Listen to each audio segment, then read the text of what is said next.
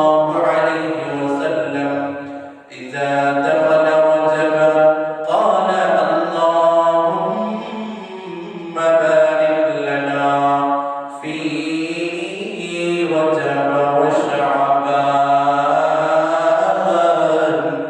وبلغنا رمضان أو كما قال النبي عليه الصلاة والسلام صدق الله مولانا العلي العظيم وصدق رسوله النبي الأمي الكريم الحمد لله আল্লাহ রাব্বুল আলামিনের দরবারে লাখো কোটি শুকরিয়া যে মালিক আমাকে আপনাকে লক্ষ কোটি মানব থেকে বাছাই করে ঈমানের মতো বড় দৌলত বড় নিয়ামত দান করেছেন। সেই নিয়ামতের বিনিময়ে ঈমানদার হয়ে আমরা রব্বুল কারীমের ফরজ বিধান আদায় করার জন্য অত্র মসজিদে আজকে জুমার দিনে জুমার নামাজ আদায়ের লক্ষ্যে এসেছি। আল্লাহ তাআলা তৌফিক দিয়েছেন, এজন্য সকলে দিল থেকে রব্বুল কারীমের দরবারে শুকরিয়া জ্ঞাপন করি। সকলে বলি আলহামদুলিল্লাহ। সাথে সাথে মহামানব আকায়ে নামদার তাজদার মদিনা সরকার দু আলম হাবিব কিবরিয়া আশরাফুল আম্বিয়া সাইয়্যিদুল আম্বিয়া জনাব হযরত মুহাম্মদ মুস্তাফা সাল্লাল্লাহু আলাইহি ওয়াসাল্লামের প্রতি দরুদ প্রেরণ করি। সকলে বলি সাল্লাল্লাহু আলাইহি ওয়াসাল্লাম সাল্লাল্লাহু আলাইহি ওয়াসাল্লাম। মুহতারাম হাজিরিন, আমরা দীর্ঘদিন ধরে লাগাতার ইসলামিক শাসন ব্যবস্থা, অর্থ ব্যবস্থা, বিচার ব্যবস্থায় এই ধরনের আলোচনা শুনে আসছি। মাস হিসাবে আরবি মাস হিসাবে এই মাসের নাম হলো রজব মাস। রজব মাসের ব্যাপারে রাসূল করিম সাল্লাল্লাহু আলাইহি ওয়াসাল্লাম বলেন, রজব মাস এসে গেছে মানে রমজানের গ্রাম, রমজানের সুখবর, রমজানের সুসংবাদ শুরু হয়ে গেছে। এজন্য রাসূল করিম সাল্লাল্লাহু আলাইহি ওয়াসাল্লাম রজব মাস আসতে রমজান পর্যন্ত যেন নিজের হায়াতটা পৌঁছে, এজন্য নিজে হতে সাহাবায়ে কেরামকেও শিক্ষা দিয়েছেন। এটা হাদিসের মাধ্যমে প্রকাশ করে উম্মতরা যেন এই রহমত থেকে, মাগফিরাত থেকে, নাজাত থেকে বঞ্চিত না হয়, এজন্য রব্বে কারীমের দরবারে দোয়া করার জন্য দোয়া উম্মতদেরকেও শিখিয়ে দিয়েছেন। কি বলেছেন? হযরত আনাস রাদিয়াল্লাহু তাআলা আনহু বলেন, যখন রজব মাস আসতো, কারণ নবী সাল্লাল্লাহু আলাইহি ওয়াসাল্লাম ইযা দাখালা রজব قال اللهم بارك لنا في رجب وشعبان وبلغنا رمضان। আল্লাহ তাআলার কাছে, রব্বে কারীমের কাছে নিজের হায়াতটা যেন বৃদ্ধি পায়, নিজের হায়াতটা যেন রমজান পর্যন্ত পৌঁছে, নিজের হায়াতটা যেন মাগফিরাতের মাস পর্যন্ত পৌঁছে, নিজের হায়াতটা যেন নাজাতের মাস পর্যন্ত হয়, নিজের হায়াতটা যেন নাজাতের মাস পর্যন্ত আমরা পাই। সেজন্য রব্বে কারীমের দরবারে হায়াত ভিক্ষা চাওয়ার জন্য, হায়াত চাওয়ার জন্য, নিজের হায়াতকে বাড়ায় দেওয়ার জন্য রব্বে কারীমের দরবারে ভিক্ষা চাইতে রাসূল করিম সাল্লাল্লাহু আলাইহি ওয়াসাল্লাম আমাদেরকে শিক্ষা দিয়েছেন। আমরা সকলে জানি তো দোয়াটা, না জানলে সকলে আমার সাথে বলুন তো একসাথে, আল্লাহুম্মা বারিক লানা, বলেন আল্লাহুম্মা বারিক লানা ফি রজব ওয়া শাবান ওয়া বাল্লিগনা রমাদান। আবার আল্লাহুম্মা বারিক লানা ফি রজব ওয়া শাবান ওয়া বাল্লিগনা রমাদান। বলে কি হয়েছে? একটা হলো রবের জিকির হয়েছে, দ্বিতীয় হলো রব্বে কারীমের কাছে নিজের হায়াতটা ভিক্ষা চেয়েছে। কি জন্য? দুনিয়ার কোনো উদ্দেশ্যে। রমজান মাস আসতে আমার আপনার কি ফায়দা হবে বলেন তো? দুনিয়াবি কোনো উদ্দেশ্যে নয়। রমজান মাস আসতে আমি রোজা রাখতে পারবো, রমজান মাস আসতে রব্বে কারীমের দরবারে রব্বে কারীমের রেজামতের জন্য, সন্তুষ্টি অর্জনের জন্য নামাজ বেশি বেশি পড়তে পারবো, জিকির বেশি বেশি করতে পারবো, যদি পারি কোরআন তেলাওয়াত বেশি বেশি করতে পারবো, ইফতারের জন্য কিছু সম্পদ, কিছু মাল, কিছু পয়সা খরচ করতে পারবো, আল্লাহ তাআলার ঘরের জন্য বা ফিতরা ইত্যাদি গরিবদের কাছে দান করতে পারবো। সব কিছু হলো আখিরাতের জন্য। তাহলে রজব মাসের জন্য, রজব মাস আসতেই নবীর দরবারে যেন মুমিন যেন তারা হায়াত ভিক্ষা চায়, এজন্য রাসূল কারীম সাল্লাল্লাহু আলাইহি ওয়াসাল্লাম নিজেও শিখিয়ে দিয়েছেন, নিজেও পড়েছেন, নিজে সাহাবায়ে কেরামকেও আদেশ করেছেন, যাতে করে মাগফিরাতের মাস মুমিন পায়, নাজাতের মাস মুমিন পায়, রহমতের মাস মুমিন পায়, যার দ্বারাই মুমিন রহমত থেকে যেন বঞ্চিত না হয়, মাগফিরাত থেকে যেন বঞ্চিত না হয়, নাজাত থেকে যেন বঞ্চিত না হয়। নাজাতের মাসে যেন মুমিন নাজাত লাভ করতে পারে, মুক্তির মাসে যেন মুমিন নিজের গুনাহ ক্ষমা করে, নিজের গুনার জন্য রব্বে কারীমের দরবারে ক্ষমা চেয়ে নিজের গুনাহটা যেন মাফ পায়, নিজের গুনাহ যেন ক্ষমা করতে পারে। এজন্য ওই রহমতের মাস অবধি নিজের হায়াতটা পৌঁছানোর জন্য রাসূল বলেছেন, রাসূল পড়েছেন, সাহাবায়ে কেরাম পড়েছেন, তাবিঈন সকলে পড়েছেন, আমাদের জন্য হাদিসে লেগে গেছেন, আমাদের জন্য হাদিসে বর্ণনা করেছেন, তোমরাও যেন পড়ো ইনশাআল্লাহ। আমরা যারা পারি না শিখে নিব, সব সময় বেশি বেশি করে ইনশাআল্লাহ। তো রাসূল কারীম সাল্লাল্লাহু আলাইহি ওয়াসাল্লাম রজব আসতে জিকির বাড়ায় দিতেন। সাহাবায়ে কেরামরা রজব আসতে রমজানের জন্য একটা প্রস্তুতি আছে, এরকম আমলের প্রস্তুতি রজব থেকে শুরু করতেন, রজব থেকে শুরু করতেন। এই যে মাসটা শেষ হবে, আরেকটা মাস মুক্তির পরে রমজান। রমজান মানে কি? প্রথমে রহমত, মাগফিরাত, নাজাত, নিজের সব কিছু আল্লাহ তাআলা ওই বরকতের মাসে আপনাদেরকে দান করবেন। এই বরকতের মাসের জন্য নিজেদের হায়াতটা বৃদ্ধি পায়। এই জন্য রাসূল আপনাদেরকে বলেছেন, শিক্ষা দিয়েছেন, যেন নিজের হায়াতটা ভিক্ষা চাও। কিসের উদ্দেশ্যে? আখিরাতের উদ্দেশ্যে। দুনিয়ার হায়াতের জন্য, দুনিয়াবি কোনো উদ্দেশ্যে, দুনিয়াবি কোনো ক্ষেত্রে নিজের হায়াত বৃদ্ধি চাওয়া জায়েজ, উচিত নয়। তাহলে নিজের হায়াত বৃদ্ধি চাওয়া একটা মাসালা এখান থেকে প্রকাশ পায়। নিজের হায়াতটা রবের কাছে, আমার যা আছে এর থেকে আরো বাড়িয়ে দাও। আমি তো নিজের হায়াত সম্পর্কে জানি না, আজ না কাল বাঁচবো, আগামী সেকেন্ড পর্যন্ত যে আমি বেঁচে থাকবো, এটার কোনো আমার কাছে সঠিক জ্ঞান, সঠিক মালুমাত, সঠিক অর্জন আমার কাছে নাই। এই জন্য রাসূল কারীম সাল্লাল্লাহু আলাইহি ওয়াসাল্লাম বলেছেন, দোয়া করো যাতে করে তোমার হায়াতটা বৃদ্ধি পায়। কেন? রমজান যেন তুমি পাও। রমজানে কি করতে হবে? নিজের মাগফিরাত অর্জন করতে হবে, গুনাহ থেকে নিজেকে বাঁচাই রাখে, গুনাহ যেগুলো অতীতে হয়েছে এই জন্য ক্ষমা চাইতে হবে। নাজাতের মাসে জান্নাত যেন পায়, আখিরাতের মধ্যে জাহান্নাম থেকে মুক্তি লাভ করে জান্নাতে যেন আমি যেতে পারি, জান্নাতের বাসিন্দা যেন আমি হয়ে নিজের মুক্তি অর্জন করতে পারি, সেজন্য রাসূল শিখিয়ে দিয়েছেন, দোয়া তোমরা করবা, রবের কাছে ভিক্ষা চাইবা, রবের কাছে নিজের হায়াত বাড়ানোর জন্য রবের কাছে ভিক্ষা চাইবা, যাতে করে নিজের হায়াত বাড়ে আর তুমি সেই নাজাতের মাস, মুক্তির মাস, সেই মাগফিরাতের মাস, রহমতের মাস, বরকতের মাস তুমি পাও। আমরা পড়ব ইনশাআল্লাহ যে আয়াতটা তেলাওয়াত করেছে। সাহাবায়ে কেরামের ব্যাপারে কি বলেছিল? সাহাবায়ে কেরাম আমাদের জন্য আইডল। আমরা রাসূলকে সরাসরি দেখেছি, সাহাবায়ে কেরাম দেখেছি, সাহাবায়ে কেরাম দেখে রাসূলের আমল আমাদের কাছে বর্ণনা করেছে, সাহাবায়ে কেরাম দেখে রাসূলের হাদিস, রাসূলের কওল, রাসূলের কথা, রাসূলের আমল, রাসূলের কাজ কর্ম আমাদের কাছে বলেছে, প্রকাশ করেছে। কেন? যাতে করে আমরা সঠিক জ্ঞানটা, সঠিক দিনটা, সঠিক ধর্মটা, সঠিক ইসলাম বুঝতে পারি। এজন্য রাসূল করেছে, রাসূল ভিক্ষা চেয়েছেন কি জন্য? আখিরাতের জন্য, আল্লাহ তাআলার নেজাতের জন্য, ইবাদতের জন্য।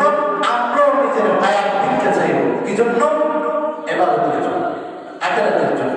নিজের আখিরাত যেন ভালো হয়, নিজের আখিরাত যেন উন্নত হয়, নিজেকে যেন জান্নাতের করে নিতে পারি, নিজেকে যেন জান্নাতবাসী করে নিতে পারি, এই প্রস্তুতি দুনিয়া থেকে নিয়ে যেতে হবে। এই প্রস্তুতি দুনিয়া থেকে নিয়ে যেতে হবে। আখিরাতের হায়াত তার কোনো শেষ নাই। আখিরাতের হায়াতের কোনো শেষ আছে? আখিরাতের হায়াতের কোনো শেষ নাই। দুনিয়ার হায়াতের কোনো অপরিসীম হায়াত কেউ পাবে বলে মনে হয়।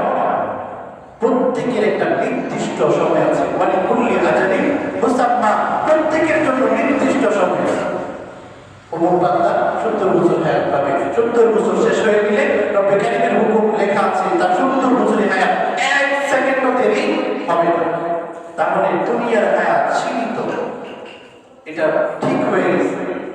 দুনিয়ার হায়াত সীমিত, এই সীমিত হায়াত দিয়ে, এই সীমিত হায়াতের অর্জন দিয়ে, আমল দিয়ে নিজেকে অনির্দিষ্ট কালের জন্য, অসীম হায়াতের জন্য পুঁজি জোগাড় করে যেতে হবে এই দুনিয়াতে। তাহলে কি করে ভাবতেছেন আমি 70 বছরের হায়াত, 70 বছর থেকে তো কত 15 বছর মাইনাস, তখন আমি কিছু বুঝি না, জানি না, কি আমল করি, বাবা নিয়ে গেলে যাই মসজিদে, এমন হয়তো ছিল শিশুকাল এমন হয়তো ছিল। তাহলে আমি 15 বছর যদি মাইনাস হয়ে যায় 70 বছর থেকে, আর বাকি থাকে কত 55 বছর।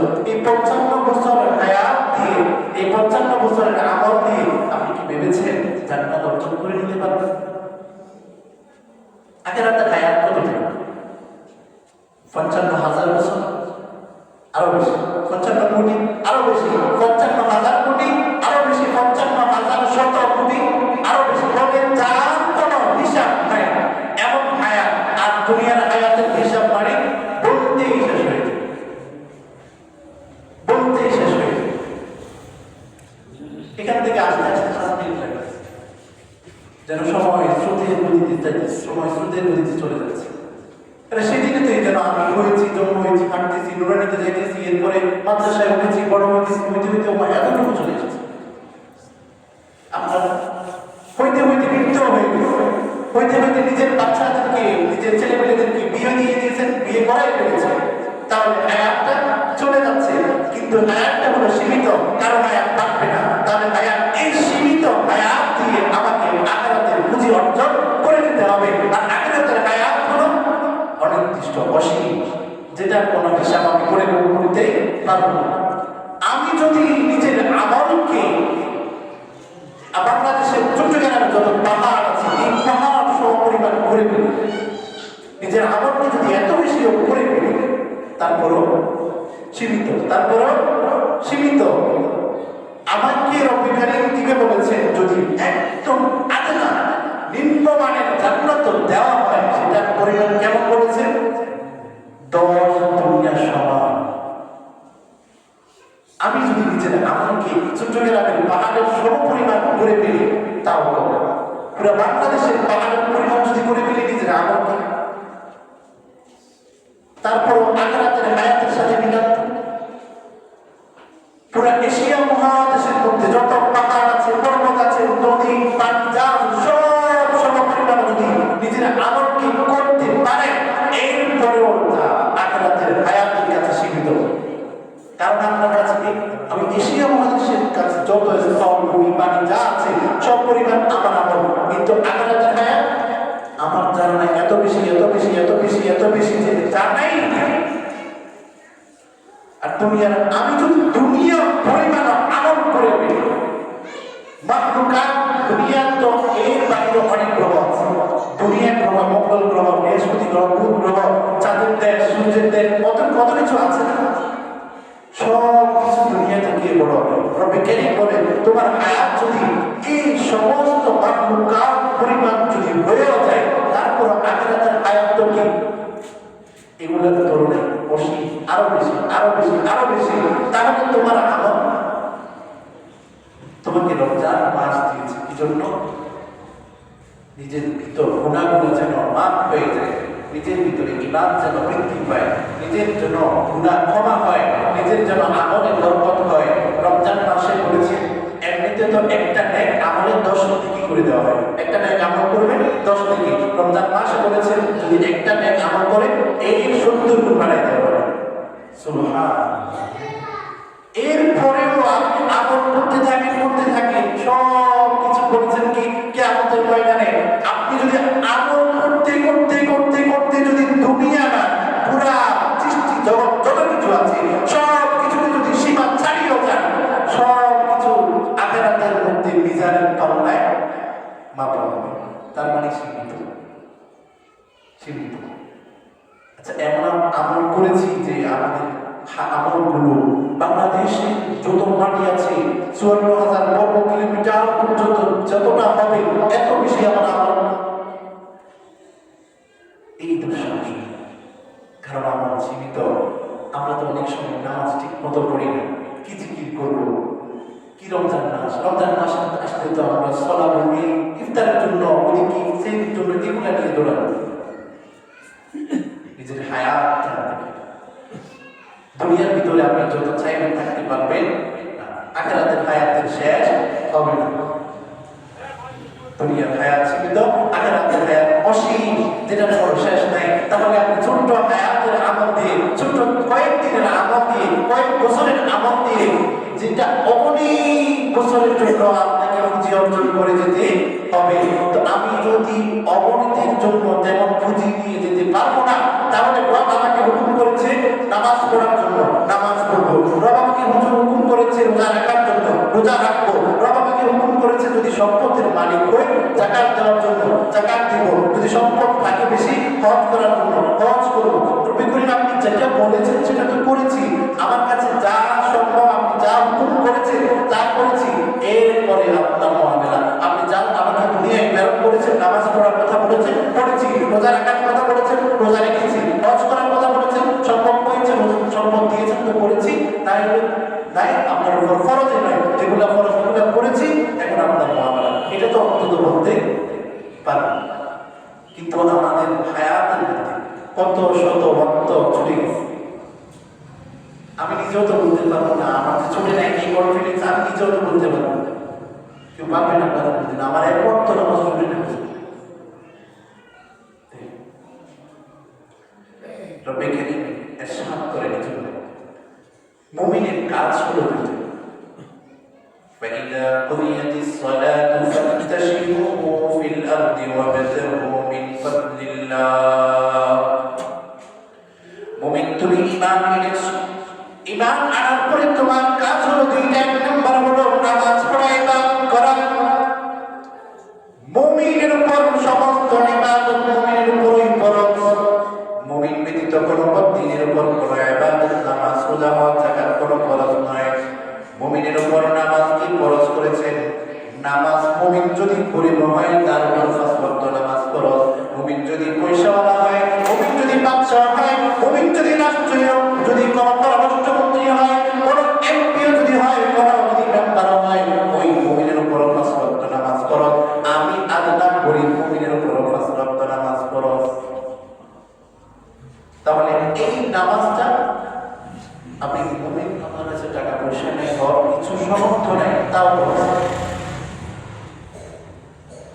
আপনার উপর নামাজ ফরজ। দেশের প্রধানমন্ত্রী ডক্টর ইউনূসের উপর কি 10 ওয়াক্ত নামাজ ফরজ নাকি 5 ওয়াক্ত? কয় ওয়াক্ত? উনি পুরা দেশ চালাচ্ছে, আমি হলাম ওনার প্রধান।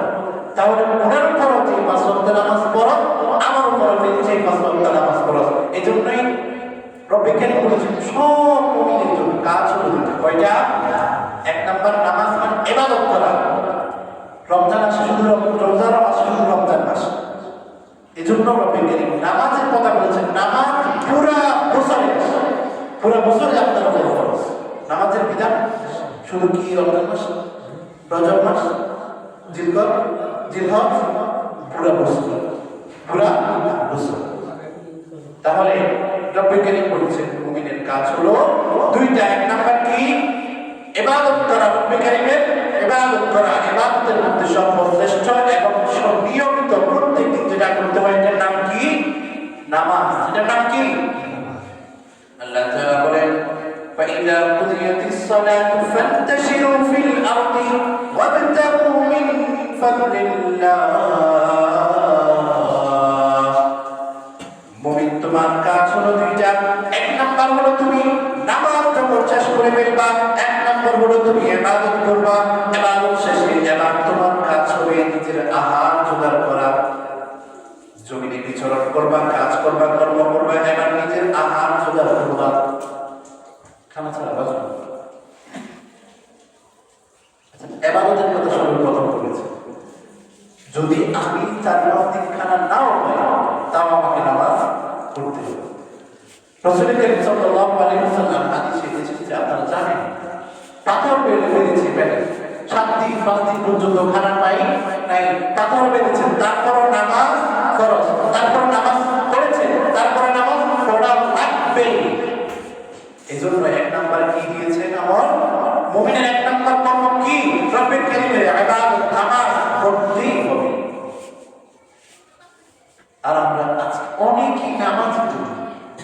আপনি যে নামাজ পড়েন না, ওই অসীম হায়াত কি করে নিজের হায়াতটা কাটাবেন? কি করে বলবেন রবের আপনি হুকুম করেছেন নামাজ পড়ার জন্য, আমি পড়েছি, কি করে বলবেন?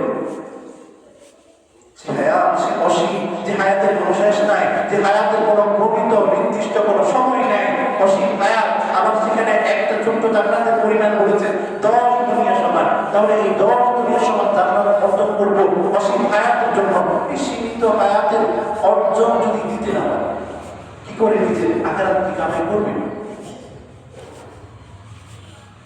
তাহলে এক নাম্বার কি?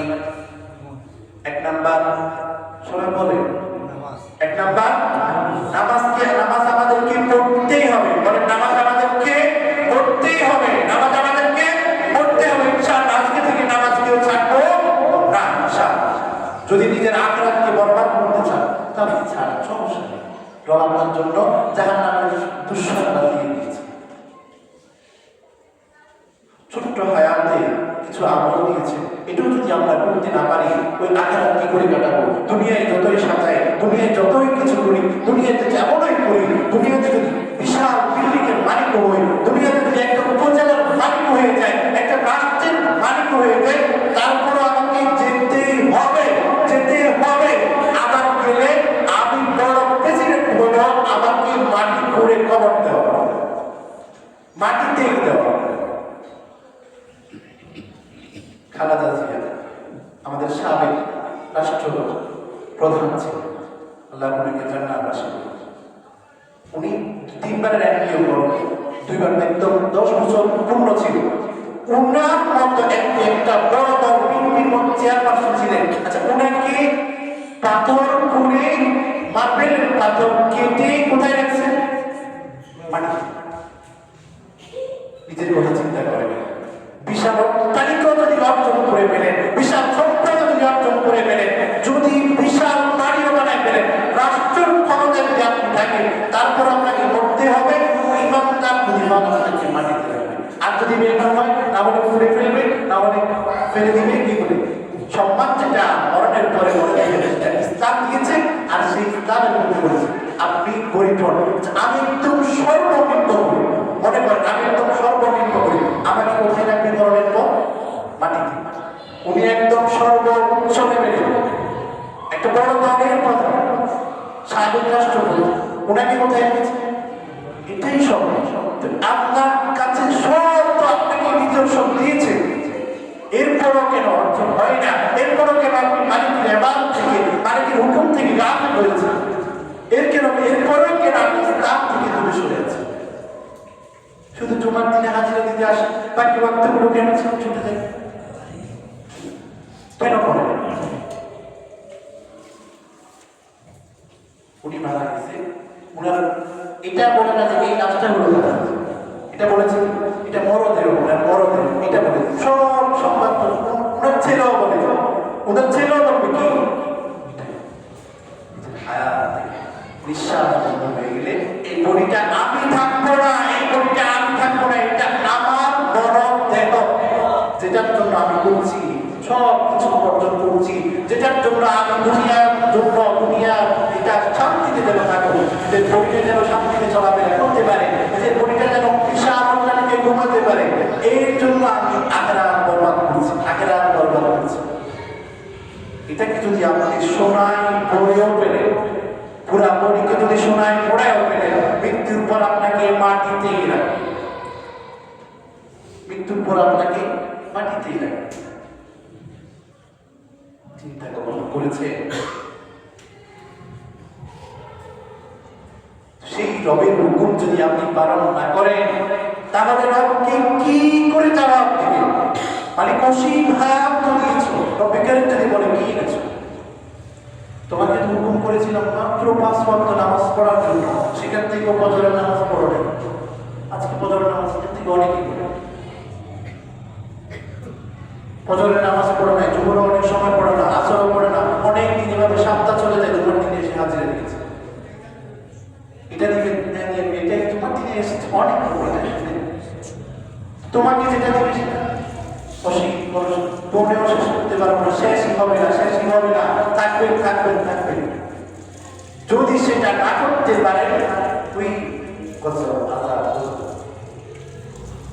তাহলে মুমিনের এক নম্বর কাজ কি?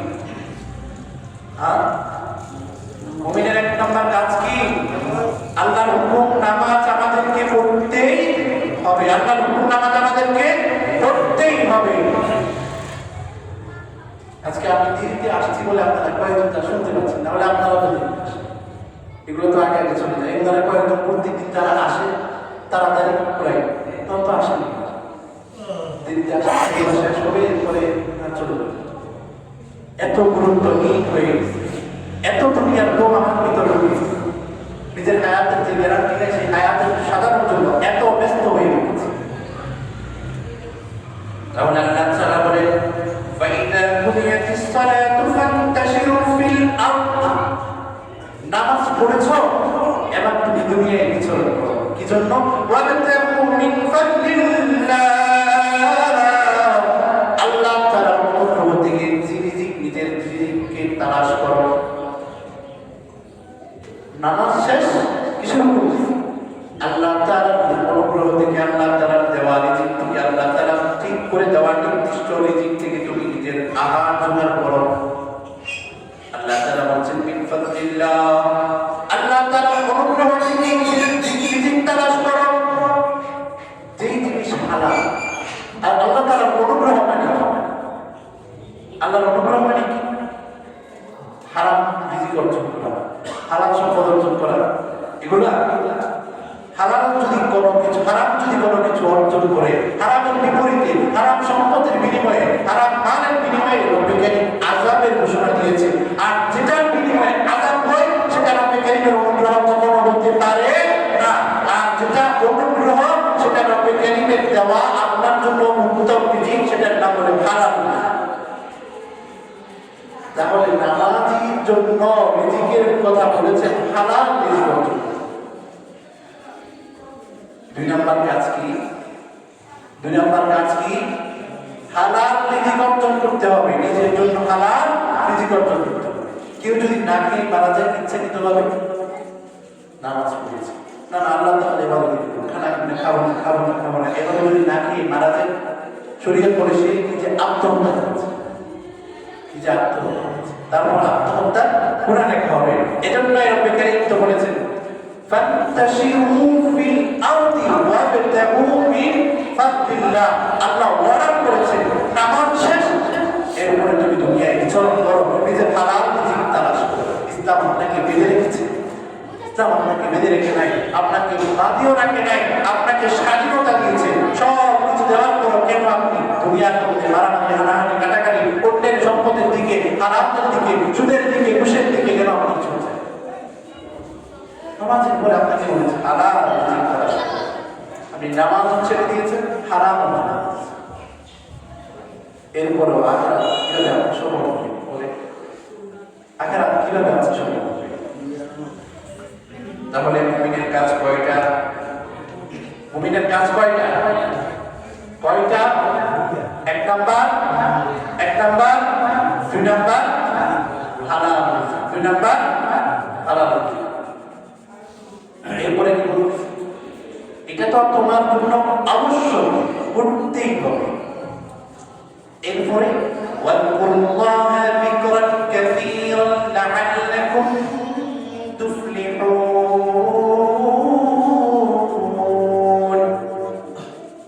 মুমিন তুমি যেন তাড়াতাড়ি সফল কাম হয়ে যেতে পারো, নিজের আমলে নেকি ভরপুর যেন করে দিতে পারো, নিজের আমলের মধ্যে জিকির যেন ভরপুর করে দিতে পারো, নিজের সফলতাকে যেন তাড়াতাড়ি অর্জন করতে পারো।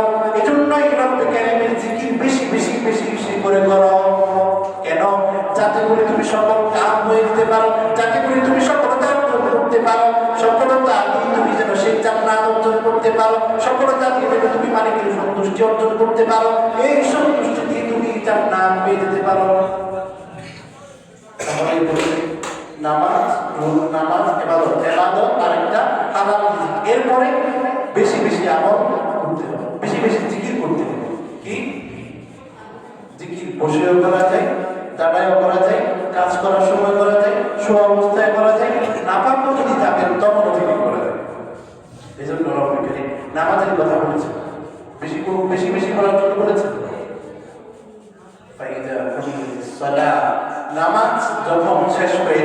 নামাজ যখন পড়ে ফেলবা, নামাজের ব্যাপারে বেশি বেশি বলেন নাই, তোমার উপর নামাজ 5 ওয়াক্ত ফরজ, এই 5 ওয়াক্ত নামাজ তুমি পড়ো, পড়তে হবে, এটা তোমাকে পড়তে হবে, বেশি আর তোমাকে পড়া লাগবে না। এরপর তুমি ওয়াক্তাশিরু ফিল আরদি, তোর জমিনে বিচরণ করে নিজের হালাল রিজিক তালাশ করো, এটা দুইটা করবে। আর মুমিন হিসাবে রব্বে কারীমের যেন কাছে হয়ে দিতে পারো, রব্বে কারীমের সন্তুষ্টি যেন তাড়াতাড়ি অর্জন করতে পারো, রাসূলের সুপারিশ যেন তাড়াতাড়ি পাইতে পারো, সেজন্য দুনিয়ার জমিনে বেশি বেশি করে জিকির করো। এটা হলো আপনার জন্য অতিরিক্ত উপহার। তো জিকির করবেন, রব্বে কারীমের রেজামন্দি তত বেশি অর্জন, রব্বে কারীমের সন্তুষ্টি তত বেশি অর্জন করবে। রব্বে কারীম সুসংবাদ হিসাবে আপনাকে কি বলেছেন, লাআল্লাকুম তুফলিহুন, যাতে করে আপনি সফল কাম হয়ে যেতে পারেন, যাতে করে আপনি সফলতা অর্জন করতে পারেন। সফলতা কি? রবের কাছে যদি আমরা প্রশ্ন তুলে দিই, সেই সফলতা কি? সফলতা কি বলেন না? রবের কারীমের কাছে প্রশ্ন যদি করি, সফলতা কি বলেন? সফলতা সফলতা প্রশ্নই করছিলেন, সফলতা কি? এটা বলতে কি আমাদের কষ্ট হবে? এটা বলতেছি বলাইতেছি এজন্য যাতে করে এই জিনিসটা আপনারা নিতে পারেন। আমি এখানে চিল্লাইলে আপনাদের কি হয়? আপনারা কাজ করে গেলে আপনাদের কি হয়? সফলতা কি?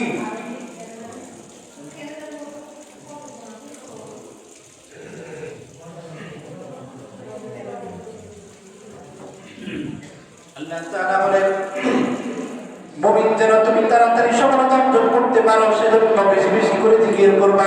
আমরা যদি রবের কাছে যদি পড়ি, ইয়া আল্লাহ ইয়া রব ইয়া রহমানুর রহিম, ইয়া আল্লাহ ইয়া খালিক ইয়া মালিক, আমাদের কি যে সফলতা দিবে, সেই সফলতা কি? রবে কে উত্তর দিলেন, ফামান যুহজিহা আনিন নার, ফামান যুহজিহা আনিন নার ফাকাদ ফাজ। যাকে জাহান্নাম থেকে দূরে রাখা হবে, যাকে জাহান্নাম থেকে মুক্তি দেওয়া হবে, সেই সফলতা কি? সফলতা কি দেওয়া হবে? যাকে জাহান্নাম থেকে দূরে রাখা হবে, যাকে জাহান্নাম থেকে মুক্তি দেওয়া হবে, ফাকাদ ফাজ, সেই হলো সফল কাম ব্যক্তি, সেই সফলতা অর্জন করে ফেলেছে। সফলতা কি পাইছেন? এখনো আচ্ছা, জাহান্নাম থেকে দূরে সরে আপনি কি দিবেন? রব্বে কারীম বলেন, আসহাবুল জান্নাতি হুমুল ফাইজুন, যারা জান্নাতি হবে, যারা জান্নাত পাবে, যারা জান্নাতের অধিকারী হবে, যারা জান্নাতবাসী হবে, হুমুল ফাইজুন, তারাই হবে সফলকাম। তাহলে রিজিকের কথা বলেছেন, নামাজের কথা বলেছেন, সব শেষে বলেছেন একটু বেশি বেশি করে জিকির করবা, রবের বেশি বেশি করে স্মরণ করবা, রবকে বেশি বেশি করে স্মরণ করবা, হাতে একটা তাসবিহ রাখবা, বেশি বেশি করে যদি জিকির করো, আল্লাহ তাআলা বলেন লাআল্লাকুম তুফলিহুন, আল্লাহ তাআলা আপনাকে তাড়াতাড়ি যেন সফলতা দিয়ে দিতে পারে। সফলতা কি? ফামান যুহজিহা আনিন নার, যাকে জাহান্নাম থেকে দূরে রাখা হবে, ফাকাদ ফাজ, সেই সফল কাম। আর সফলতা কি? আসহাবুল জান্নাতি হুমুল ফাইজুন, যে জান্নাত পাবে, যে জান্নাতের অধিকারী হবে, সেই সফল, সেই সুবহান। আল্লাহ তাআলা আমাদেরকে বেশি বেশি করে রব্বে কারীমের জিকির করার তৌফিক দান করুন। দুনিয়ায় হালাল রিজিক অর্জন করার, হারাম থেকে বেঁচে থাকার তৌফিক দান করুন। সকলে বলে না আমিন। আপনারাও বলে না, চিল্লা একটু আমিন বললেও বলেন ভাই আমিন। ওয়া তাওফীকি ইল্লা বিল্লাহ। আমাদের ইমাম শরীফ হাফেজ জয়নুল সাহেব যারা আমরা ইন্তিকাল করেছেন গত রবিবার, ইন্না লিল্লাহি ওয়া ইন্না ইলাইহি রাজিউন। আল্লাহ তাআলা তাকে জান্নাতবাসী করে, জান্নাতের বাসিন্দা হিসাবে কবুল করে, সকলে বলে না আমিন। তার কবরের জিন্দেগিকে আল্লাহ তাআলা শান্তির জিন্দেগি করে, সকলে বলে না আমিন। আমাদের মাস্টার মনির সাহেব ছেলে মদিনা শরীফে মারা গিয়েছেন, আল্লাহ তাআলা তাকে যেন তার কবরের আযাব গজব থেকে মাফ করে, সুয়াল আযাব সুয়াল জবাবকে আসান করে, তার কবরকে যেন জান্নাতবাসী করে, তাকে জান্নাতবাসী হিসাবে কবুল করে, সকলে বলে না আমিন। যারা কবর করে নেই,